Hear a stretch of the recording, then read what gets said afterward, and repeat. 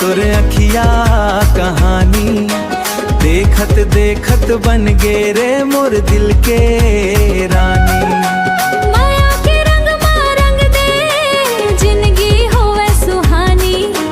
संग संग चलबो जिंदगी भर मोर दिल के रानी।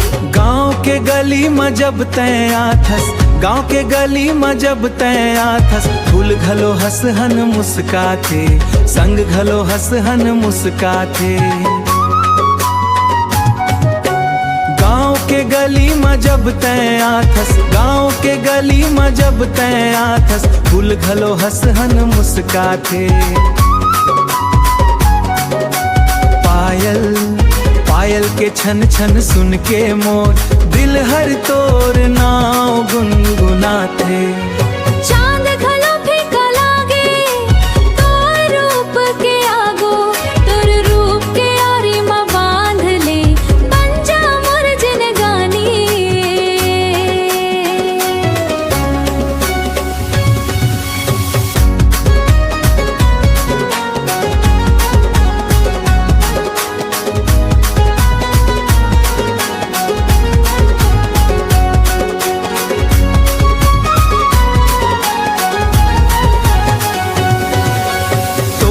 सीमा जादू है तोर अखिया कहानी।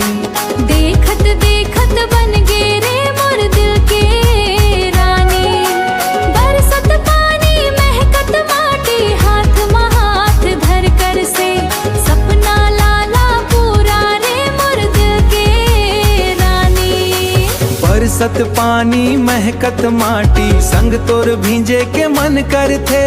हाथ में हाथ धर के तोर सपना ला पूरा करे बरतर से। तोर बिना सुनना लागे मोर सपना मोर कहानी।